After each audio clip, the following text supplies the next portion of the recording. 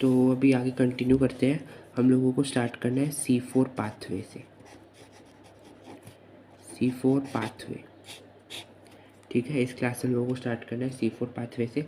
अब देखिए, जो C4 पाथवे होता है इसका दूसरा नाम होता है डाई कार्बोक्सिलिक एसिड साइकिल। इसका ये नाम क्यों है? क्योंकि इसमें दो कार्बोक्सिलिक एसिड बनते हैं, हम देखेंगे साइकिल में, इसलिए इसका नाम होता है डाई कार्बोक्सिलिक एसिड साइकिल। और इस साइकिल का दूसरा नाम होता है हैचन पाथवे। हैचन स्लैग पाथवे तो साइंटिस्ट के नाम पे है, ठीक है, समझ गए। हैचन स्लैग पाथवे साइंटिस्ट होते हैं, ठीक है। अब हम देखेंगे प्लांट्स भी होते हैं, ठीक है। द वेराइटी ऑफ प्लांट्स, पहले प्लांट्स और थोड़ा थोड़ा chloroplast, dimorphic chloroplast, kranz anatomy, basic terms समझ लेते हैं सबसे पहले, and then will start with the actual process of C4 pathway, ठीक है। तो हम बोलते हैं प्लांट्स, इसमें अगेन बहुत सारे एग्जांपल्स हमको करने हैं प्लांट्स में, उन पर डायरेक्ट क्वेश्चन आता है। फॉर एग्जांपल मेज, इट्स एन C4 प्लांट। मेज के बाद हमारे पास होता है अमरैंथस, ठीक है। ये अमॉर्फोफैलस नहीं है। अमॉर्फोफैलस हम पढ़ते हैं क्लास 12th में, sexual reproduction in flowering plants में, जो 6 फीट लंबा प्लांट होता है। तो ये अमरैंथस है। तो अपने टाइम पे आए, मतलब when I study I get confused with Amaranthus and Amorphophallus, तो आपको यहाँ पे ध्यान रखना है अमरैंथस है, अमॉर्फोफैलस नहीं है, ठीक है। अमरैंथस है। It's an dicot plant, dicot होता है। इसके बाद हमारे पास सोरगम है, ठीक है, सोरगम है हमारे पास। सोरगम के बाद वी हैव शुगर केन, ठीक है। तो ये दो आपको 4-5 एग्जांपल याद होने चाहिए, एक्सेट्रा। देखिए, जो मेन क्वेश्चन आता है वो आता है मेज़ पे, रिपीटेडली क्वेश्चन आता है मेज़ पे आता है और शुगर केन पे आता है। इन दो एग्जांपल्स पे तो क्वेश्चन आता ही आता है, ठीक है।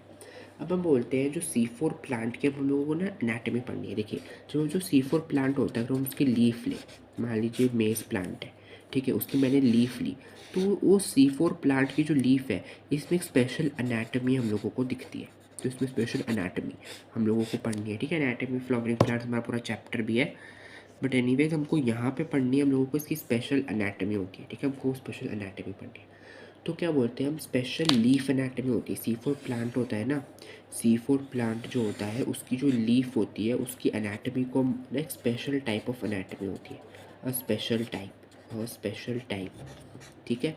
और उस स्पेशल टाइप को हम क्या बोलते हैं, क्रैंस एनाटॉमी,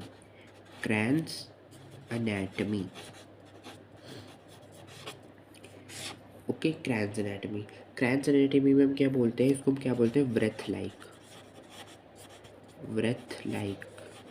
ठीक है। अब ऐसा क्यों बोलते हैं, जब हम इसका डायग्राम देखेंगे तो आपको समझ में आ जाएगा। देखिए क्या होता है इसमें, एक मान लीजिए यहाँ पे मेरे पास बीच में वैस्कुलर बंडल्स है, ये मेरे वैस्कुलर बंडल्स के साइड में ये मेरे पास है बंडल शीट सेल्स, इस तरीके से,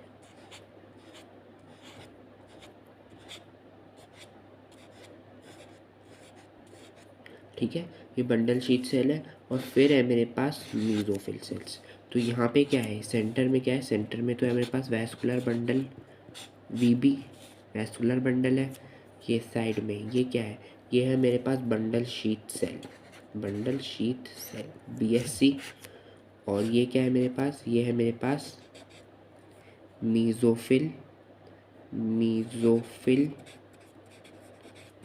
सेल्स। तो इनकी हमें कुछ इंपॉर्टेंट कैरेक्टरिस्टिक्स पढ़नी है, ठीक है। देखिए, जो बंडल शीट सेल होते हैं, ये क्या होते हैं मेरे बंडल शीट सेल जो होते हैं, these are large sized cells, ठीक है। कोई बड़े बड़े सेल दिखे तो लार्ज साइज्ड सेल्स होते हैं। इनमें क्या होता है, इनमें रुबिस्को प्रेजेंट होता है। जो बंडल शीट सेल होते हैं ना, उनमें रुबिस्को जो होता है वो प्रेजेंट होता है। This is an very important point, इसको हम आगे पढ़ेंगे, जब हम मेन साइकिल पढ़ेंगे तो हम देखेंगे क्यों रुबिस्को प्रेजेंट होता है बंडल शीट में। वहाँ पे C3 प्लांट्स में तो मीजोफिल सेल्स में था, और यहाँ पे किस में हो गया, बंडल शीट सेल्स में। ऐसा क्यों हुआ, ठीक है। एक्चुअली क्या होता है, C4 प्लांट और C3 प्लांट, इसलिए देखो C4 प्लांट क्यों जरूरत पड़ी, C4 प्लांट की इसलिए जरूरत पड़ी क्योंकि मेन जरूरत उनकी इसलिए पड़ी क्योंकि उनको अपना रुबिस्को को मेसोफिल सेल्स में स्टोर नहीं करना था, उनको अपना रुबिस्को बंडल शीट्स में, कहीं और जगह पे अपने रुबिस्को को यूज़ करना था, किसी और जगह पे उसको यूज़ करना था, तो इसलिए C4 मैकेनिज्म, C4 पाथवे आया प्लांट्स में, ठीक है। अब क्या होता है, इट्स रुबिस्को लार्ज सेल होते हैं, large size cell rubisco is present and may be of several layers. Several layers किया मैंने 2 लेयर्स बनाई है, तो it may be of several layers, ठीक है। सेवरल लेयर्स, ठीक है। थिक वॉल होते हैं, thick walled and impermeable to gases, ठीक है। मतलब ये गैसेस इसके आसपास आर पार जो है वो नहीं जा पाती, ठीक है। They are impermeable to gases. ये पॉइंट बहुत इंपॉर्टेंट है रुबिस्को वाला, ठीक है। इसको आप याद रखिएगा, ये point, this point is very important, okay. इसको हम आगे यूज़ भी करेंगे इस पॉइंट को, जो पॉइंट बहुत इंपॉर्टेंट है। अब हम जो बोलते हैं, जो हमारे मेसोफिल सेल्स होते हैं, मेसोफिल सेल क्या होते हैं, दीज आर कंसेंट्रिक, जो हम बोलते हैं mesophyll cells are concentric arranged around the vascular bundle. Sorry, जो म्यूजिकल सेल्स होते हैं कंसेंट्रिकली, मतलब ऐसे, मतलब कंसेंट्रिक सर्कल्स क्या होते हैं, ऐसे सर्कल जिनका जो है इनका एक सेम वो हो पॉइंट, जिससे एक मतलब अलग अलग रेडियस से, मतलब इनका सेंटर एक हो, ठीक है। तो कंसेंट्रिकली उसको कंसेंट्रिक सर्कल्स बोलते हैं। तो जो मेसोफिल सेल्स होते हैं concentrically arranged around vascular bundle, okay. ये मेसोफिल सेल होते हैं। एंड मेसोफिल सेल में रुबिस्को क्या होता है, एब्सेंट। तो अगेन वही पॉइंट हो गया, मैंने आपको बताया। इस बात को तो बहुत अच्छे से याद रख लीजिए कि C3 प्लांट्स में तो मेसोफिल सेल्स में ही था मेरा रुबिस्को, बट जो मेरे बंडल शीट सेल्स होते हैं उनमें रुबिस्को, जो मेरे C4 प्लांट्स होते हैं उनमें रुबिस्को मिलता है बंडल शीट सेल्स में, और मेसोफिल सेल में नहीं होता। This is a very important point, ठीक है। आप इसको भूलिए मत, ये it's a very important point. अब हम बोलते हैं जो C4 प्लांट्स होते हैं ना, इनमें क्रैन्स एनाटमी तो मिलती है, ये क्रैन्स एनाटमी तो मिलती है।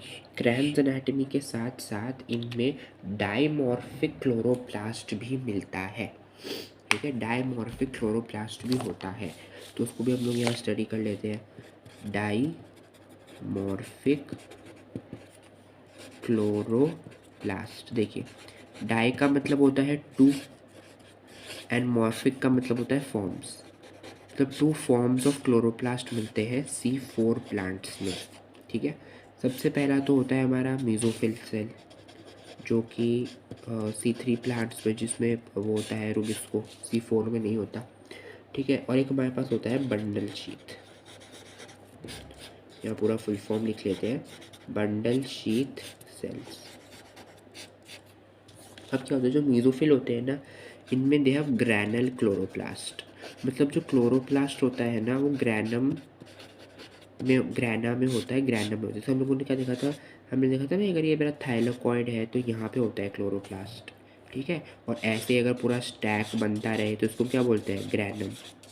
और मल्टीपल स्टैक्स बन जाए तो उसको क्या बोलते हैं, ग्रैना। तो इसमें जो होता है ग्रैनुलर क्लोरोप्लास्ट होता है, और इसमें PS2 होता है, ठीक है। PS2 सब पढ़ चुके हैं। PS2 है तो वाटर स्प्लिटिंग होगी, वाटर की स्प्लिटिंग होगी, ठीक है। और अगर वाटर की स्प्लिटिंग होगी तो ऑक्सीजन निकलेगा, ठीक है, ऑक्सीजन निकलेगा।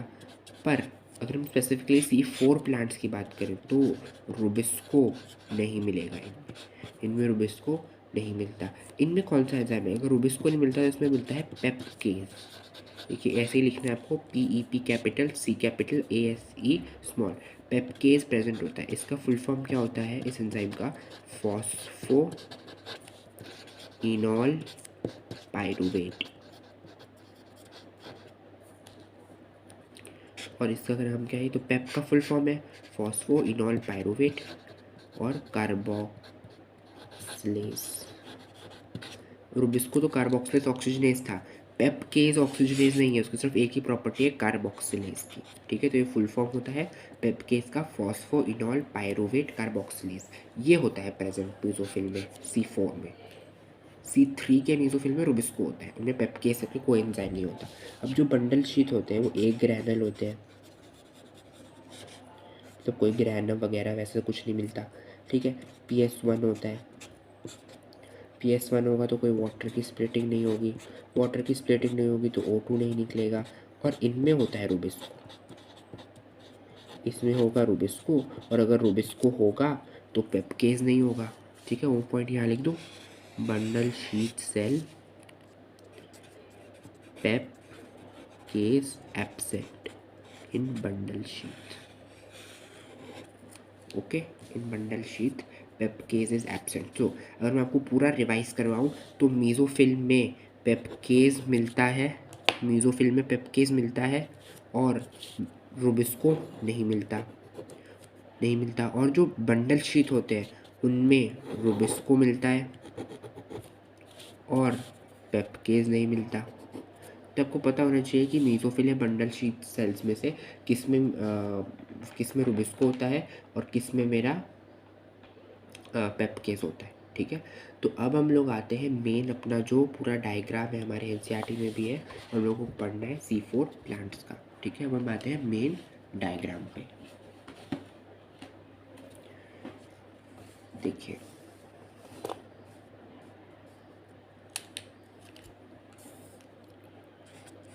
C4 पाथवे और the hatch and slack pathway, ठीक है, बहुत सारे नाम है इसके। और द डाइकार्बोक्सिलिक एसिड साइकिल। तो क्यों इसको डाइकार्बोक्सिलिक एसिड साइकिल बोलते हो वो आपको अभी समझ में आएगा, ठीक है। तो एनसीईआरटी का डायग्राम बना रहे हैं, एग्जाम में आएगा, ठीक है। एग्जाम में अगर ऐसे सब्जेक्टिव में आएगा 11th में तो भी आपको एक डायग्राम बनाना है, अगर नीट में आएगा तो भी आपको यही डायग्राम मिलेगा, ठीक है। और इस पर बेस्ड क्वेश्चन पूछे जाएंगे। तो मान लीजिए ये है मेरे पास इस तरीके से,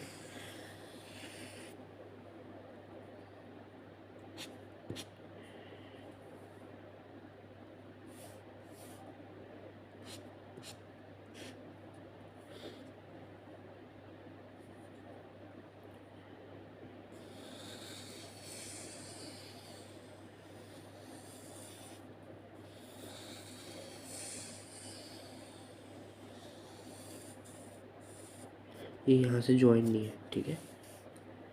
नीचे वाले सेल बना लेते हैं अभी।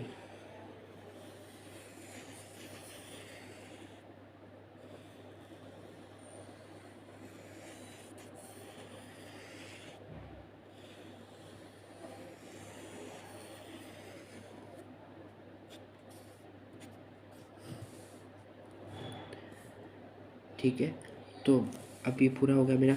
ये कौन सा सेल है मेरा, ये है मेसोफिल, और ये है मेरे पास बंडल शीट।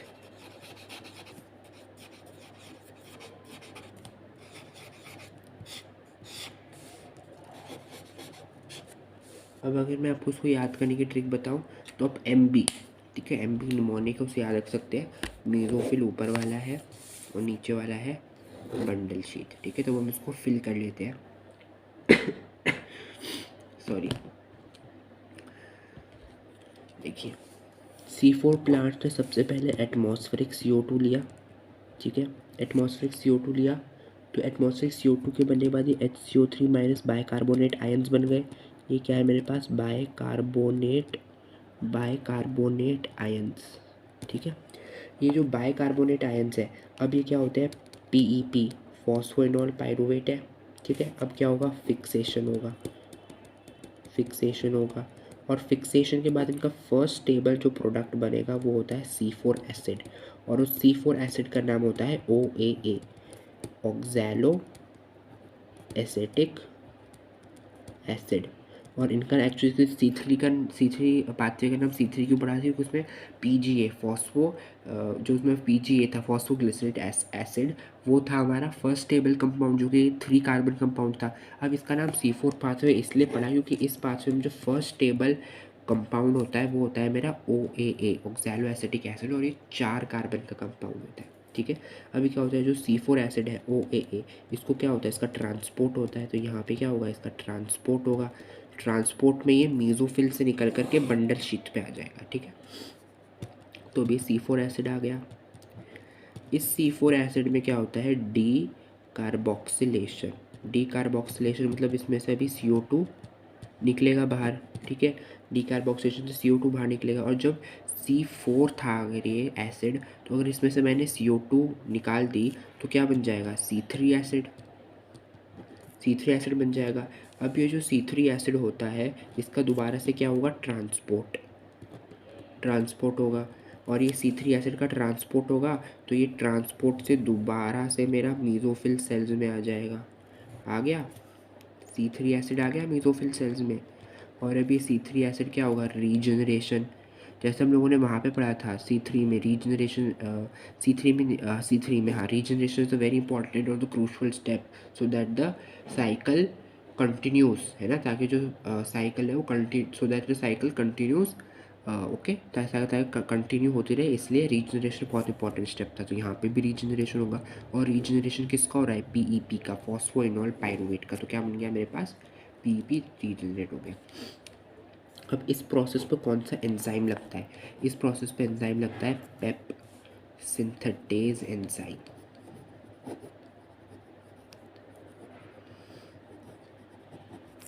ओके, तो यहाँ पे कौन सा एंजाइम लगेगा, pep synthetase enzyme, PEP phosphoenol pyruvate synthetase enzyme. क्योंकि यहाँ पे इसका रीजनरेशन हो रहा है, इट इज़ बीइंग सिंथेसाइज्ड।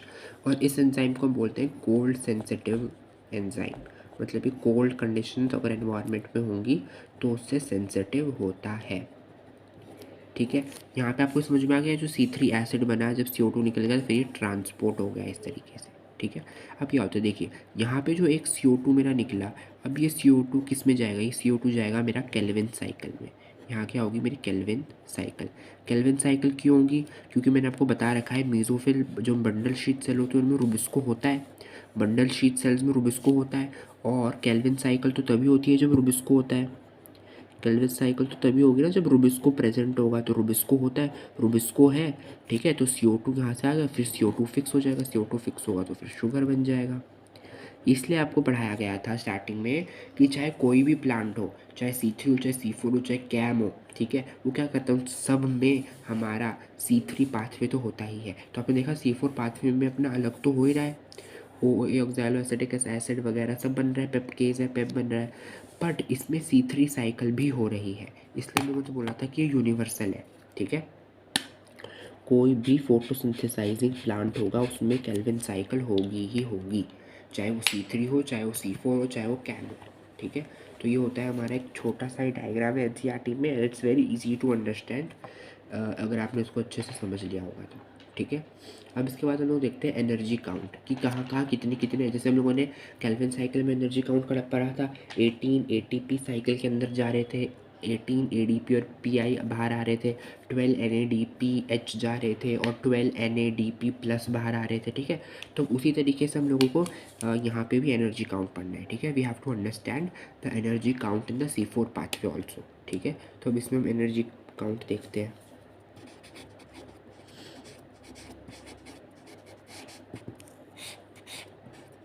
देखिए C4 प्लांट्स में एक CO2 को फिक्स करने के लिए, एक CO2 को फिक्स करने के लिए 2 ATP यूज़ होती है। ठीक है, 2 ATP आर यूज्ड।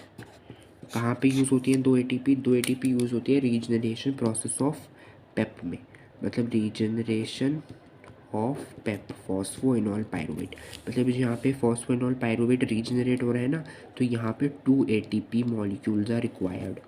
ठीक है, अब क्या होता है, जो केल्विन साइकिल C4 प्लांट्स में होती है वो कहाँ पे हो रही है, वो बंडल शीट सेल्स में हो रही है। मतलब बंडल शीट सेल्स में मेरी केल्विन साइकिल हो रही है। ठीक है, ये मेरी क्या है, बंडल शीट सेल्स, और इसमें क्या हो, यहाँ इनमें क्या हो रही है, मेरी केल्विन साइकिल हो रही है। ठीक है जी, केल्विन साइकिल हो रही है बंडल शीट सेल्स में।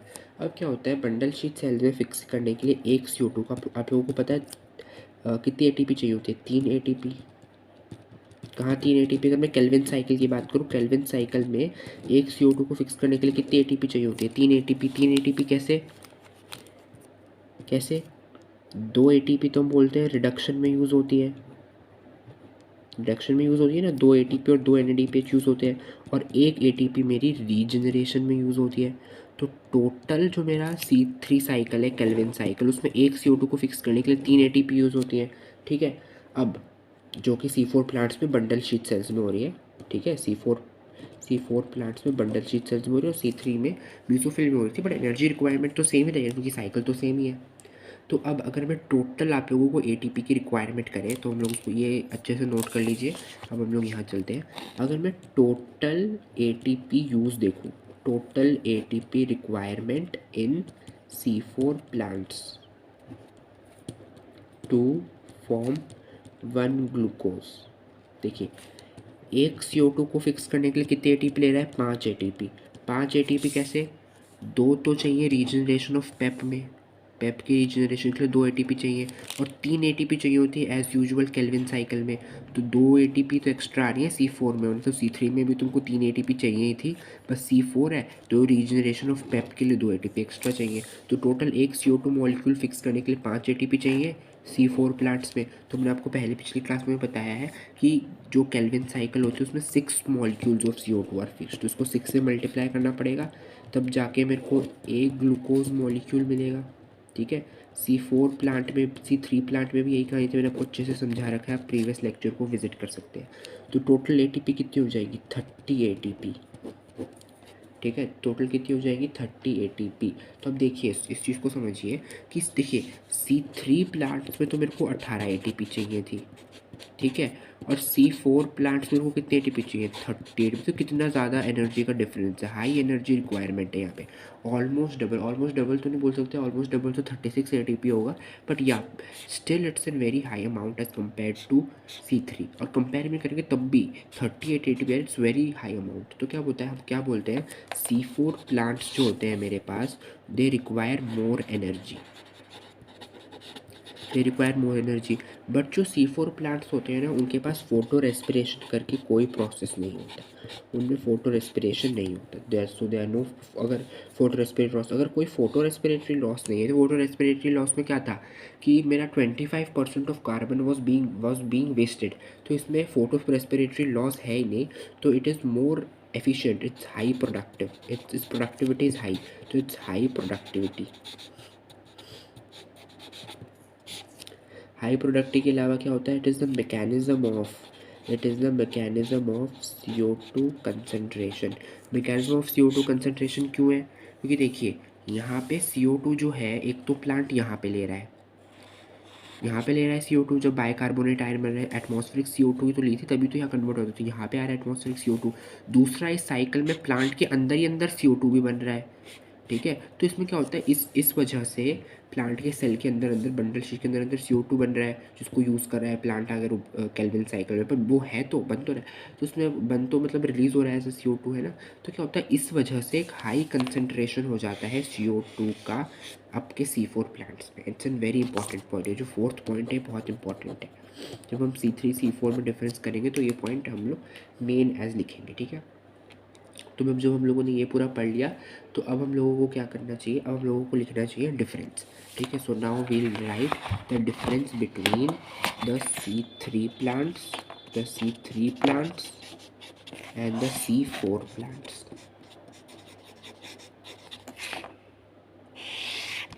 ठीक है, क्या होता है देखिए, first product of fixation, C3 plant में सबसे पहले क्या फिक्स हुआ था, PGA, phosphoglyceric acid, 3 carbon compound था, इसलिए C3 साइकिल पड़ा था। C4 में क्या होगा fix, oxalo acetic acid, 4 carbon का कंपाउंड है। ठीक है, प्राइमरी एक्सेप्टर क्या था, यहाँ पे RuBP था, यहाँ पे क्या है, पेप है, फॉस्फेनॉल पायरुवेट। एंजाइम कौन सा था, primary enzyme for primary CO2 fixation क्या था, S स्मॉल आएगा, रूबिस्को। यहाँ पे क्या था, पेप केज था, पेप केज C कैपिटल है, और यहाँ पे S स्मॉल है, पेप केज। फिर उसके बाद ये रेट क्या होती है इसकी, स्लो, इसकी क्या होती है, फास्ट। ATP कितनी रिक्वायर होती है फॉर पर साइकिल, फास्ट। पर साइकिल 1 CO2 फिक्सेशन के लिए कितनी रिक्वायर होती है, 3 ATP, इसमें 3 ATP रिक्वायर होती है, और इसमें टोटल कितनी ATP रिक्वायर होती है, प्राइमरी एक ATP for fixing 1 CO2, 5 ATP एक CO2 को फिक्स करने के लिए। 3 तो केल्विन साइकिल होती है C4 प्लांट्स में, और 2 ATP are used in the regeneration of pep. Phosphoenol pyruvate देखिए यहाँ लिखा है, रीजनरेशन ऑफ पेप में एनर्जी रिक्वायरमेंट 2 ATP का होता है। रीजनरेशन ऑफ पेप तो यही तो एक्स्ट्रा हो रहा है, वरना C3 तो C4 में भी हो रही है, तो उसमें भी 3 ATP रिक्वायर हो रहे हैं उसी साइकिल में जो होते हैं रिक्वायर। अब हम बोलते हैं जो C4 प्लांट्स होते हैं, इसको मैंने डाई कार्बोक्सिलिक एसिड साइकिल क्यों बोला था, क्योंकि इसमें डबल, ये उसको उसमें बाद में आएंगे। सबसे पहले देखिए इसमें डबल कार्बोक्सिलेशन होता है। डबल कार्बोक्सिलेशन कब हो रहा है, डबल कार्बोक्सिलेशन हो रहा है देखिए पहली बार तो यहाँ पे हो रहा है जब ये फिक्स करे, यहाँ पे देखिए यहाँ पे हो रहा है कार्बोक्सिलेशन, ठीक है, फिक्स कर रहा है जब उसे। दूसरी बार कब हो रहा है, दूसरी बार आपके केल्विन साइकिल में होगा। केल्विन साइकिल में तो हम लोगों ने स्टेप्स पढ़े थे, कार्बोक्सिलेशन, रिडक्शन, रीजनरेशन, तो यहाँ पे भी हो रहा है कार्बोक्सिलेशन, और कार्बोक्सिलेशन यहाँ पे भी हो रहा है। इसलिए C4 प्लांट्स में there is double carboxylation. Okay, आप क्या बोलते हैं, इनिशियल फर्स्ट कहाँ पे होता है C4, वो होता है म्यूजोफिल में। और सेकंड क्या होता है मेरा, सेकंड किस में होता है मेरा, बंडल शीट सेल्स। तो हम क्या बोलते हैं, दिस इज अ स्पेशल, देखिए MB ट्रिक थी हमारी, ठीक है MB। तो क्या बोलते हैं, this is a special arrangement. Special arrangement मतलब कि कुछ part of the cycle is happening in a different cell and other is happening in a different cell. मतलब सारा का सारा जो है वो एक सेल में नहीं हो रही है साइकिल। जैसे C3 प्लांट था उसमें तो सारा का सारा जो साइकिल थी वो मेसोफिल सेल्स में हो रही थी, बट जो C4 प्लांट्स उनमें उनमें कुछ part of the cycle is done in the mesophyll and the other part is done in the bundle sheath cells, ठीक है। ये हो गया हमारी पूरी साइकिल। अब इसके बाद हम लोगों को पढ़ना है फीचर्स ऑफ C4 प्लांट्स, ठीक है। Features of C4 plant. तो C4 प्लांट का क्या क्या फीचर होता है देखिए, C4 दो छोटे छोटे पॉइंट्स हैं हमको पढ़ने हैं, फिर उसके बाद then will end the lecture. उसके बाद लोगों को स्टार्ट करना है कैंप पार्टी, हम नेक्स्ट क्लास से स्टार्ट करेंगे। देखिए C4 प्लांट के दो फीचर होते हैं। सबसे पहला फीचर क्या होता है, it can work in high saline condition. High saline condition क्यों, बिकॉज इट हैज़, मतलब जो C4 प्लांट होता है it has acid in its cells. तो एसिड होता है ना सेल्स में, तो इस वजह से ये हाई सेलाइन कंडीशंस में भी काम कर सकते हैं, ठीक है। ओके, दूसरा क्या है, दूसरा है इसका इट कैन फिक्स CO2। इस CO2 को तब भी फिक्स कर सकता है जब CO2 का कंसनट्रेशन कम है। मतलब कम कब होगा, जब स्टोमाटा क्लोज होगा, ठीक है, स्टोमाटा क्लोज होगा। क्यों फिक्स कर सकता है, क्योंकि मैंने आपको बता रखा है जो C4 प्लांट्स होते हैं उनमें सबसे पहली बात तो CO2 का रिलेटिव कंसनट्रेशन हाई रहता है। हम लोगों ने करा है ना, कंसनट्रेशन का जो CO2 होता है दैट इज़ जो CO2 होता है हमारा, कहाँ लिखा है ये, यहाँ देखिए, mechanism of CO2 concentration in C4 plants. तो मतलब CO2 का कंसनट्रेशन है ना, मतलब अगर क्लोज रहेगा तब भी CO2 का अमाउंट जो है वो कंसनट्रेशन तो हाई है सेल्स में। दूसरी बात क्या होती है, जो पेपकेज एंजाइम होता है it is a strong carboxylase enzyme. Strong carboxylase enzyme मतलब अगर थोड़ा सा भी CO2 होगा तो उसको भी वो फिक्स कर देगा। स्ट्रॉन्ग कार्बोक्सिलेज एंजाइम उसको भी फिक्स कर देगा और आगे का साइकिल कंटिन्यू करवा देगा, ठीक है। पेपकेज एंजाइम, जैसे कि जो रुबिस्को था वो तो रिलेटिव कंसनट्रेशन पर डिपेंड कर रहा था, जब दोनों में से किसी एक कंसनट्रेट, अगर CO2 कंसनट्रेशन उसमें तो हाई होना था O2 से, नहीं तो ऑक्सीजनेज एक्टिविटी शो कर देता। पर जो पेपकेज है that's exclusively it shows the carboxylase activity, so it is an strong carboxylase enzyme. जब थोड़ा सा भी अमाउंट ऑफ CO2 होगा तो उसको ये पकड़ के फिक्स कर देगा, ठीक है। तो ये था। अब मैंने आपको एक चीज़ बताना रह गया है मेरे से, वो क्या था कि C4 जो हमारा होता है पाथवे, C4 पाथवे को हम लोग C4 पाथवे को डाई कार्बोक्सिलिक एसिड साइकिल इसलिए बोलते हैं कि उसमें 2 कार्बोक्सिलिक एसिड बनते हैं, 2 कार्बोक्सिलिक एसिड्स बनते हैं, ठीक है। कौन से, सबसे पहला तो ऑक्सैलो एसिडिक बनता है इनमें, ठीक है। ऑक्सैलो एसिडिक मतलब इनमें जो मेन हम जो बोलते हैं प्राइमरी जो होता है हमारा फर्स्ट स्टेबल प्रोडक्ट जो बनता है ठीक है, जो कि बनता है पेप में CO2 ऐड होता है, पेपकेज बनता है, पेपकेज एंजाइम होता है, फिर उससे क्या बनता है ऑक्सैलोएसिटिक एसिड, जो फर्स्ट स्टेबल कंपाउंड होता है C4 प्लांट्स में 4 कार्बन कंपाउंड होता है। तो डाइकार्बोक्सिलिक एसिड बनते हैं 2, और वो कौन से हैं, पहला तो ऑक्सैलोएसिटिक एसिड और दूसरा कौन सा है अपना PGA। फॉस्फोग्लिसरिक एसिड जो 3 कार्बन कंपाउंड है, जो कि C3 केल्विन साइकिल जब होगी C4 प्लांट्स में तब बनेगा। देखिए यहाँ पे बनेगा। तो एक तो केल्विन साइकिल में PGA बन रहा है फॉस्फोग्लिसरिक एसिड, और दूसरा मेरे पास क्या बन रहा है, फिर पहला क्या बन रहा है ऑक्सैलोएसिटिक एसिड, दूसरा क्या बन रहा है मेरा दूसरा बन रहा है केल्विन साइकिल में फॉस्फोग्लिसरिक एसिड। तो इसलिए इस साइकिल का नाम होता है डाइकार्बोक्सिलिक एसिड साइकिल। इसका दूसरा नाम होता है डाइकार्बोक्सिलिक एसिड साइकिल, या इसका तीसरा नाम होता है हैच एंड स्लैक पाथवे। तो हम लोग पूरा C4 पाथवे पढ़ चुके हैं। इसके बाद हम लोग करेंगे कैम पाथवे, और इसके बाद हमारा थोड़ा ही चैप्टर बचा है, हमारे पास ज़्यादा चैप्टर नहीं बचे। Thank you.